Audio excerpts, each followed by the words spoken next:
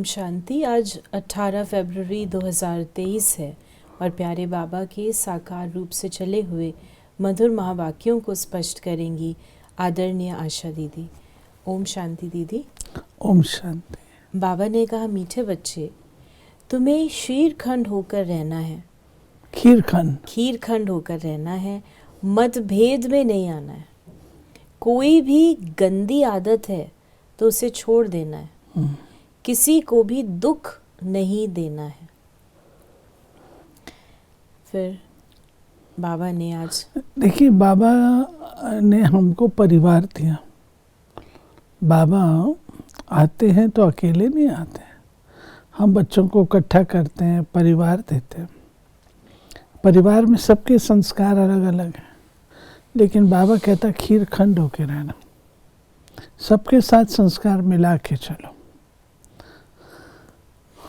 प्रश्न है, जन्म जन्मांतर के लिए ऊंच पद पाने के लिए कौन सा रहम स्वयं पर ज़रूर करना है।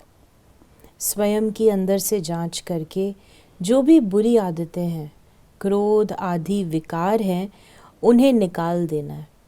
खीरखंड होकर रहना है, एक की श्रीमत पर चलना है, मतभेद में न आना, कोई भी ईवल बातें न सुनना ना सुनाना, यही अपने ऊपर रहम करना है।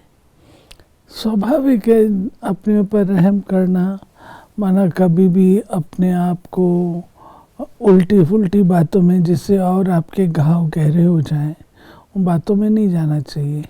ईर्ष्या है, द्वेष है, मतभेद है, इसकी उसकी है, नेगेटिविटी है, हमें क्या मतलब।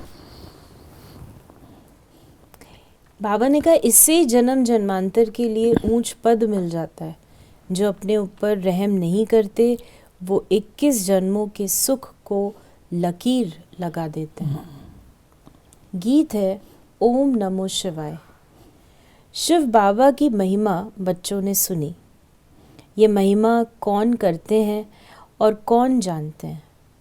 सिर्फ ब्राह्मण कुलभूषण अर्थात नई मनुष्य सृष्टि की संप्रदाय, जिन्हें परमपिता परमात्मा ने अपना बनाया या जन्म दिया है, वही जानते हैं, क्योंकि पहले पहले इस सृष्टि में वही ब्रह्मा द्वारा जन्म लेते हैं। जैसे तुमने पहले पहले जन्म लिया है परमपिता परमात्मा से, तो वो है सभी का सहायक, सारी दुनिया का सहायक, सभी दुख दूर करने वाला है। मनुष्य बहुत दुखी है क्योंकि अभी है कलयुग का अंत, तो सभी का सहायक बनते हैं। फिर भी अक्षर है ना, आम और ख़ास, तो ख़ास भारत का, उनमें भी ख़ास जो बहुत जन्मों के अंत के जन्म में आकर मिलते हैं, अर्थात जो पहले पहले सृष्टि पर आते हैं। फिर बाबा ने कहा, परम पिता परमात्मा आकर पहले पहले ब्राह्मण संप्रदाय रचते हैं। शिव बाबा रचना कैसे करता है? शिव बाबा रचना करते हैं, पहले ब्रह्मा को अडॉप्ट करते हैं, फिर ब्रह्मा के बाद उनके मुखारविंद से ज्ञान देते हैं। ज्ञान देते हैं, जब हम उसको अपने जीवन में धारण करते हैं तो हम ब्राह्मण कहलाते हैं। तो बाबा ब्राह्मण संसार, ब्राह्मण अर्थात पवित्र। देखिए, आप नई रचना करेंगे तो उसमें क्या कुछ डालेंगे? शुद्धता होगी, पवित्रता होगी, निर्मलता होगी, स्वच्छता होगी, विजडम होगी, डिसिप्लिन होगा। आप ये सोच लीजिए, जो आप नई सृष्टि में चाहते हैं उसका मॉडल है ब्राह्मण। तो बाबा आकर के हमको ब्राह्मण जन्म दे करके एक मॉडल तैयार करते हैं, ये ब्राह्मण फिर देवता बनते हैं। फिर बाबा ने कहा कि भगवानुवाच, मैं तुमको फिर से सहज राजयोग सिखाता हूँ, जिसको फिर गीता नाम दिया है। तो अपने को भी कहना पड़ता है कि हम नई गीता सुनाते हैं, पुरानी गीता तो खंडन की हुई है। ये तो भगवान खुद अपने मुख कमल से बैठ सुनाते हैं। तुम्हारी बुद्धि में परम पिता परमात्मा शिव ही याद आता है। वो है स्वर्ग का रचयिता, सबका सहायक। फिर बाबा ने कहा कि भगवान सृष्टि का रचयिता एक ही है, श्री कृष्ण तो स्वयं रचना है, बगीचे का फर्स्ट क्लास फूल है। परम पिता परमात्मा को बागवान भी कहते हैं, खवैया भी कहते हैं। मनुष्य तो समझ ना सकें कि खवैया कैसे है, बरोबर असार संसार से ले जाकर फिर यहाँ नई दुनिया में भेज देते हैं। फिर बाबा ने हम बच्चों को कहा कि सभी बच्चे जो भगत बन गए हैं असल भगवान की संतान थे। उनको माया दुखी बनाती है, भगवान तो है ही एक। वे सभी भक्तों को ज़रूर सुख देता है। कोई भी किसको सुख देता है तब उनको याद करते हैं।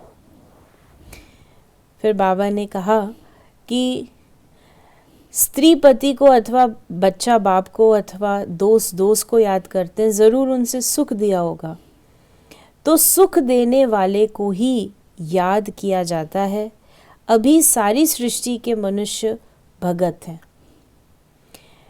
मनुष्य के ही 84 जन्म गाए हुए हैं, कुत्ते बिल्ली के 84 जन्म नहीं कहेंगे।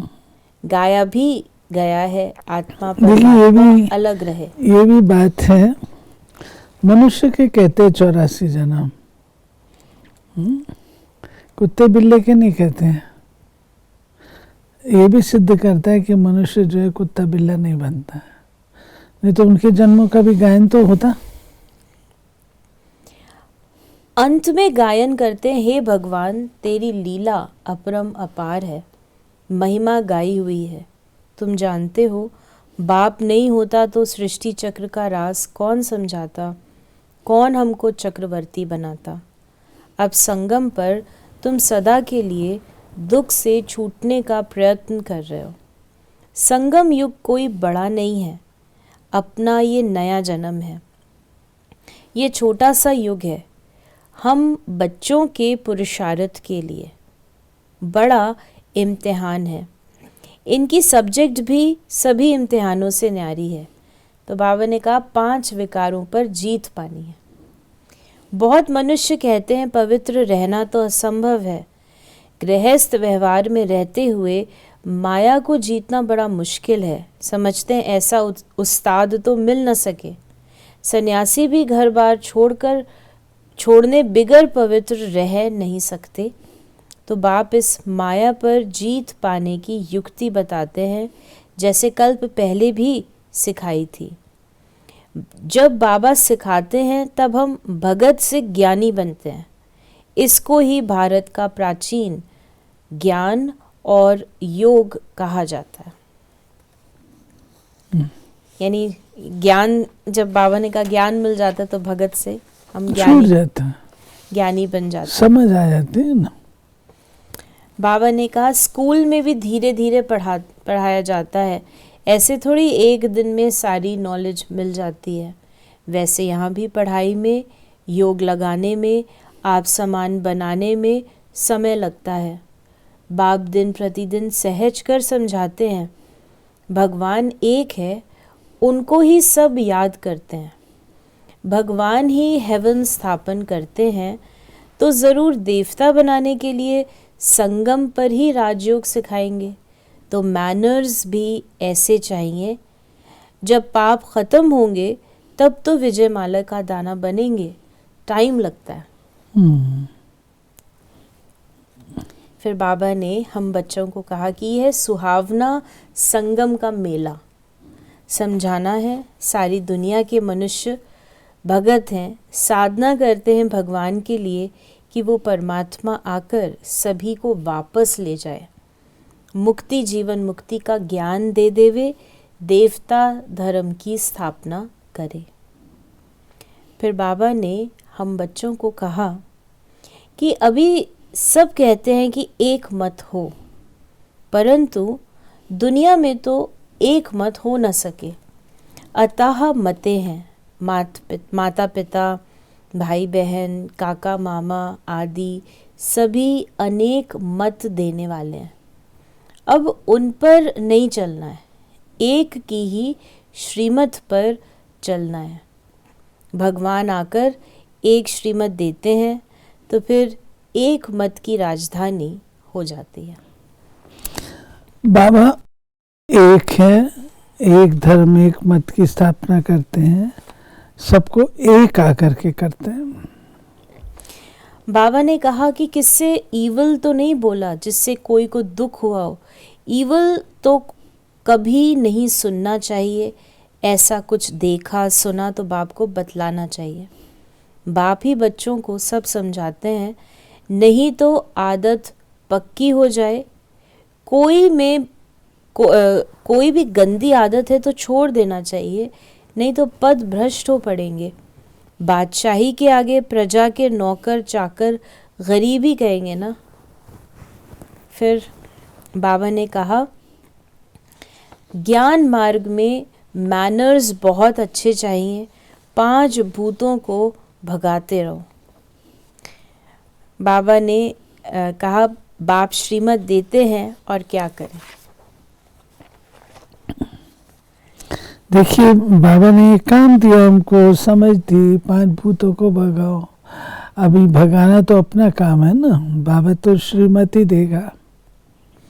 सभी को ये पता पड़ जाए कि भगवान आया है तो यहाँ भीड़ मच जाए, चींटियों मिसल आकर इकट्ठे हों, मिल भी ना सके, इसलिए बड़ा कायदे से ये ड्रामा बना हुआ है।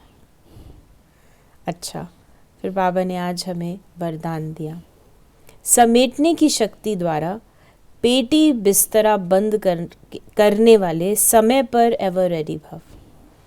एवर रेडी उसे कहा जाता है जो समेटने की शक्ति द्वारा देह के संबंध, पदार्थ, संस्कार सबका पेटी बिस्तरा बंद करके तैयार हो। इसलिए चित्रों में भी समेटने की शक्ति को पेटी बिस्तरा पैक किया हुआ दिखाते हैं। संकल्प भी न आए कि अभी ये करना है, ये बनना है, ये अभी ये रह गया है। सेकंड में तैयार, समय का बुलावा हुआ और एवर रेडी। कोई भी संबंध व पदार्थ याद न आए।